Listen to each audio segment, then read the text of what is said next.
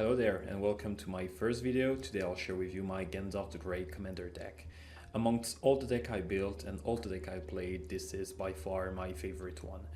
If just like me, you enjoy Lord of the Ring, Gandalf, casting many spells and dealing tons of damage, I sincerely believe that this deck is made for you, and I hope you'll enjoy this video. In terms of brackets, I consider it as a bracket 3. To me, it is not a bracket 2 because precons are bracket 2 and this is definitely stronger than a precon. This is not a bracket 4 because bracket 4 tends to have game changers, it tends to have infinite combo, and this one doesn't have any. So to me, it is fair to call it a bracket 3. So without further ado, let's look at Gandalf effects. It says whenever you cast an instant or sorcery spell, choose one that hasn't been chosen. First, you may tap or untap target permanent. Second, Gandalf the Grey deals 3 damage to each opponent. Third, copy target instant or sorcery spell you control. You may choose new target for the copy. Fourth, put Gandalf on top of its owner library. So we really want to capitalize on effect number 2 and effect number 3 because these are offensive effects. However, the card also says we can choose one that hasn't been chosen, which means that we will either have to put Gandalf on top of our library, either we'll have to copy Gandalf effect through other cards, or we'll have to blink it. So let's dive into the deck to see how I built it and how we can really capitalize on effect 2 and effect 3 to win the game. In this deck, you'll be casting many instant and sorcery spells. That's why you're looking for creatures bringing you a lot of value, either by helping you to reduce instant and sorcery's mana cost, either by helping you to draw, or just by helping you to generate mana. So in this deck you have Archmage of Runes, for example, that help you to cast instant and sorcery spell by reducing their cost by 1 colorless mana. It also helps you to draw card. You have Barrel Chief of Compliance that says instant and sorcery spell you cast cost 1 colorless less to cast, and whenever a spell or ability you control counters a spell, you may draw a card. If you do this card, this is very interesting because you'll see later that we have many counter spells in the deck. You also have pure mana cost reducer in the deck, like Goblin Electromancer, Stormcatch Mentors, and then you have Ashling Flame Dancer, Stormkin Artist, and Bilbo that help you to generate mana. Note that Ashling Flame Dancer is also very interesting because it can also deal 2 damage to each opponent and each creature if you reach step 2 of the card. In terms of sorcery, to generate mana, you have Mana Geyser mainly. That is a key card. It had mounted for each tap land your opponent control, which is great, and it is also a sorcery, which means it combines with Gandalf and triggers Gandalf abilities. In terms of artifact, you have Sapphire Medallion, Izzet Signet, and Sol Ring that will help you to generate mana and bring you a lot of value very early in the game. Just before, I was mentioning how many instant and sorceries you would find in this deck. Here I believe you have a clear example, many 1-drop instant and sorceries that will help you to draw cards, and that's really something I want to highlight. Draw is essential, it is crucial in this deck because first it will help you to have the hand you want to have at a specific time in order to overwhelm your opponents. It will help you to refresh your hand, to put many cards in the graveyard, which is something you'll see that is very interesting because we have some recursion in this deck. And also you have pure draw, cards helping you to scry, meaning it will give you visibility on the card on the top of your deck, so you will either be capable of keeping it or putting at the bottom of your library. And then you have 2 clear examples of cards helping you to draw and discarding your cards or your hand: Faithless Looting and Reforge the Soul, which in my opinion are very strong and very interesting card in this deck.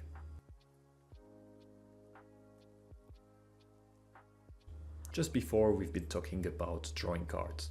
That is very important in this deck, but you don't win games just by drawing cards. You win by dealing damages, and here you have tons of damages. So if you look at the cards here, I would say we have 2 kinds of cards.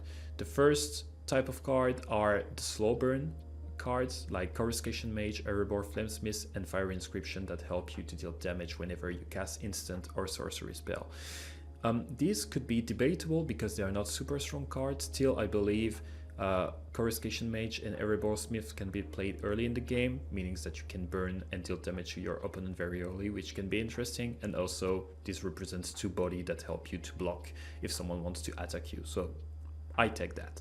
Then you have big damage card like Slagstorm, Lightning Bolt, Bolt Wave, Gandalf Sanction. So 2 of these, like Gandalf Sanction and Lightning Bolt, are a single target spell, and then you have Slagstorm and Bolt Wave that are dealing 3 damage to each player. So be careful with Slagstorm because it will also deal damage to you, and you have Bolt Wave dealing damage to each opponent.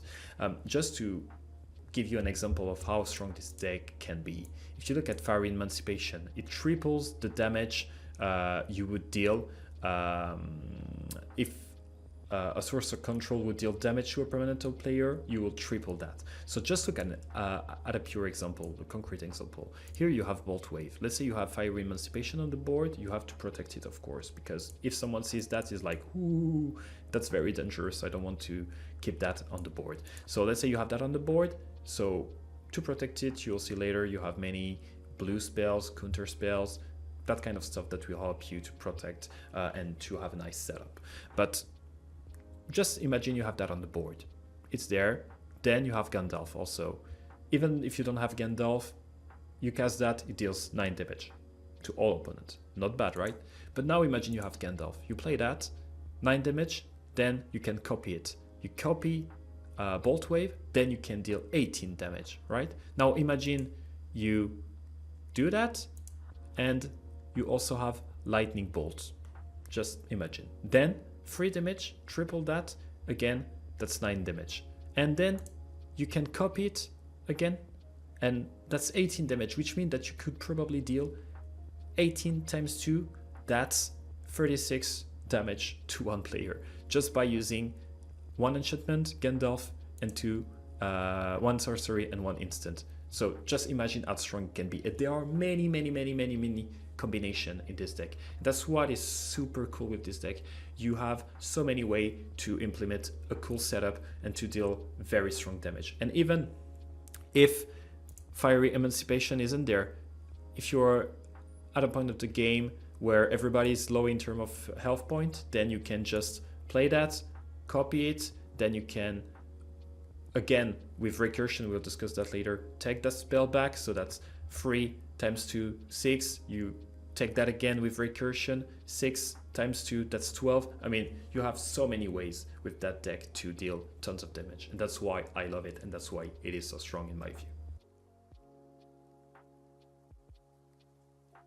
Very early in the video, we've been mentioning one key characteristic of Gandalf. We can only choose one line that hasn't been chosen already, because otherwise you would be able to deal 3 damage to each opponent whenever you cast an instant or sorcery spell every time, which is way too strong, and then you would be able to copy target instant or sorcery spell you control also almost all the time, which is super strong. So they had to nerf Gandalf, and I understand it. That's the best wizard ever, right?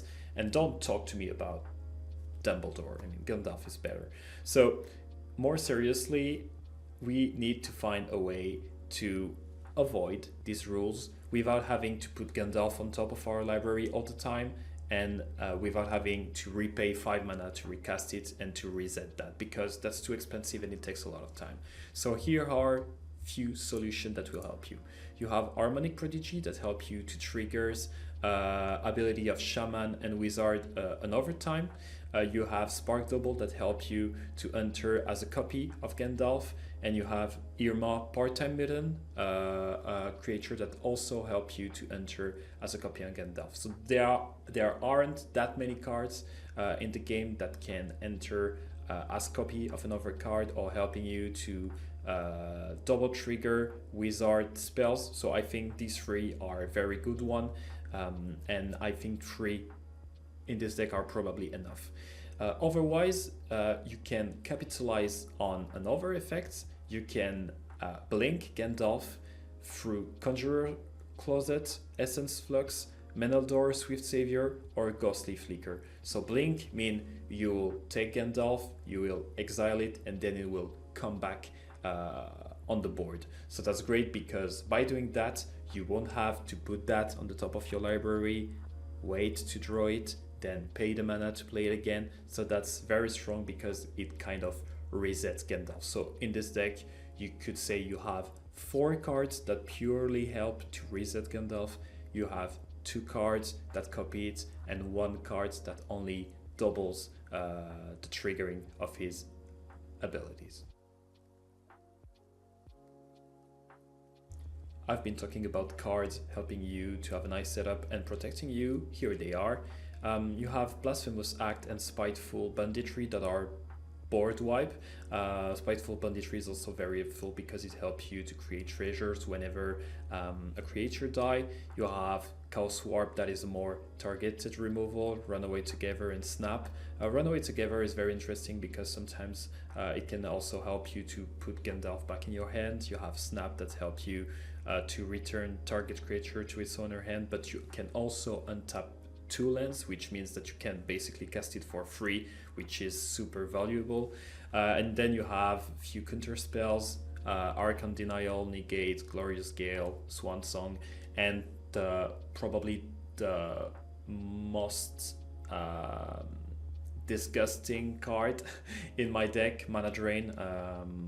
I know it is very strong card. This is not considered as a game changer. Probably that's the only card that is not a bracket free card in my deck, but you'll forgive me. I just wanted at least to have 1 strong card that might help me in difficult position. And also within my play group, my friends will acknowledge that sometimes they have cards that are not bracket free cards. So yeah, Mana Drain is the most disrespectful card I have in this deck, and I think you'll agree with me.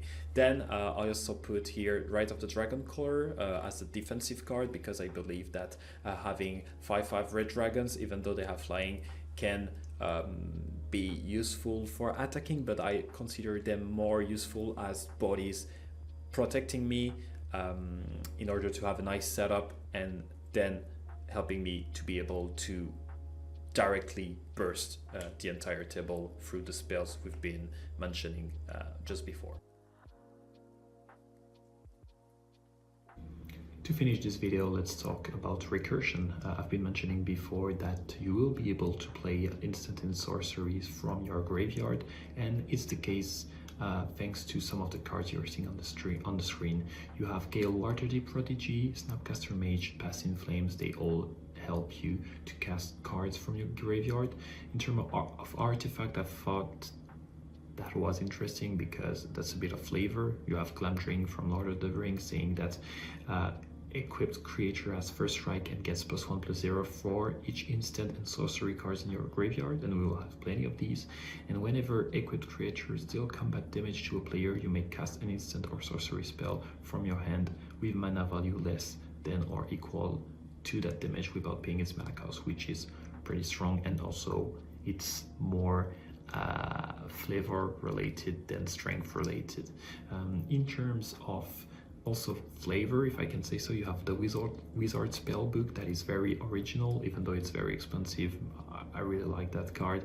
Just imagine if you hit with a D20, the number 20, copy each card exiled with Wizard Spellbook, and you may cast any number of the copies without paying their mana cost. So that's only 1 out of 20 chance, but if like you hit the 20, you just instantly win the game, which is kind of funny, right?